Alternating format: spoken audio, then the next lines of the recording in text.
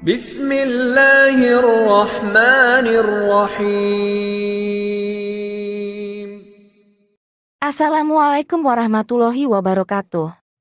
Sahabat Visabil Channel yang dirahmati Allah. Rasulullah punya dua cucu kesayangan yang tak lain adalah putra dari Fatimah Az-Zahra dan Ali bin Abi Thalib. Nama Hasan dan Husain pun adalah pilihan dari sang kakek.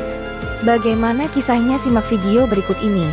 Namun jangan lupa tekan tombol subscribe dan bunyikan tombol loncengnya sebagai bentuk dukungan kalian atas channel ini, agar channel ini bisa terus berkembang dan bisa bermanfaat untuk kita semua. Dan terima kasih untuk yang sudah subscribe.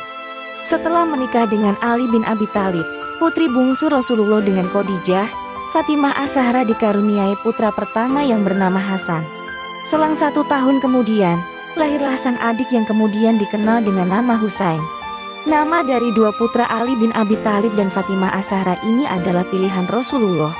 Awalnya, sang ayah menamainya Hurban, lantas diganti menjadi Hasan.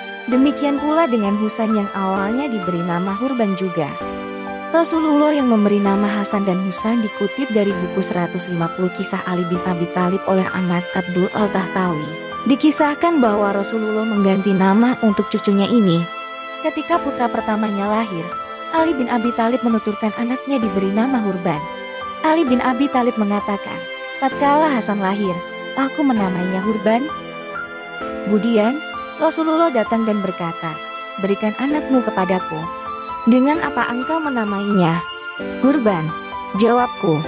Rupanya Nabi tidak menyetujuinya dan mengatakan, tidak, namanya adalah Hasan. Nama pemberian Rasulullah ini kemudian yang menjadi pilihan. Kemudian saat putra kedua Ali bin Abi Thalib dan Fatimah Az-Zahra lahir, Rasulullah pula yang memberikan namanya. Awalnya Ali bin Abi Thalib kembali mencoba menamai anak keduanya dengan nama Hurban. Namun lagi-lagi mendapat penolakan dari sang ayah mertua. Tatkala Husain lahir, aku pun menamainya Hurban. Lalu Rasulullah datang dan berkata, anak-anakmu, berikan kepadaku. Dengan apakah menamainya? Hurban, jawabku. Rupanya Rasulullah kembali tidak setuju. Beliau lantas berkata, tidak, namanya adalah Husain. Hal serupa juga kembali terulang kala Musin lahir. Putra ketiga Sayyidina Ali ini kembali diberi nama Hurban namun diganti oleh Rasulullah dengan nama Musin. Ketika Musin lahir, aku pun kembali menamainya Hurban. Lalu, Rasulullah datang dan berkata, berikan anakmu kepadaku. Dengan apa engkau menamainya? Hurban, kataku. Lagi-lagi Nabi tidak setuju.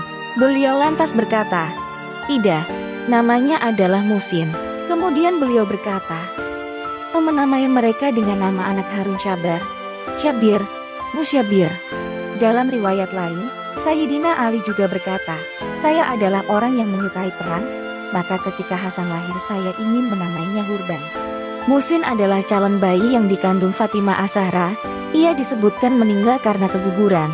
Kemudian Fatimah Az-Zahra kembali hamil dan melahirkan dua putri yakni Zainab Al-Kubra dan Ummu Kultsum Al-Kubra.